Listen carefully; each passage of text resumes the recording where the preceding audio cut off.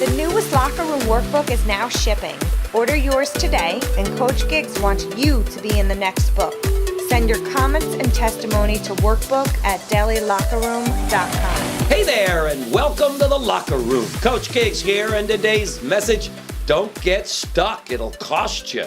Don't get stuck. It'll cost you. Have you ever met someone who will use their years of experience to defend themselves when they're not getting maybe the same results as the newer generation, or they're not willing to embrace change?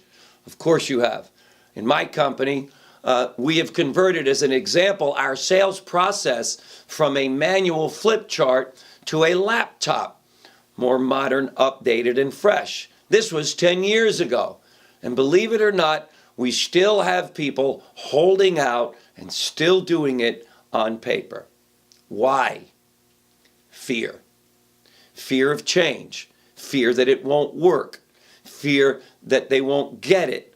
Fear that they have to do something different now and learn, and they're not willing to make those sacrifices. It's amazing to me how much fear stops us from moving forward, and often we get stuck, like many people I know. So let's not get stuck. How? Number one, embrace change and realize that in the long run, we are all always better off improving when we embrace those changes. Read the book, Who Moved My Cheese. Number two, learn from others who are moving forward and embrace change and let them help you.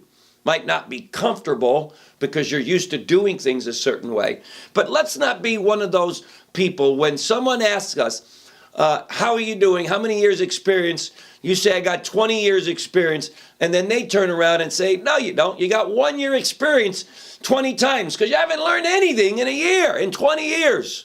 Don't be that person. Be relevant. Keep growing. Embrace change. Guess what happens? Bam, bam, best life ever. Talk to you later, gang. Thanks for tuning in to this daily broadcast. Bye-bye.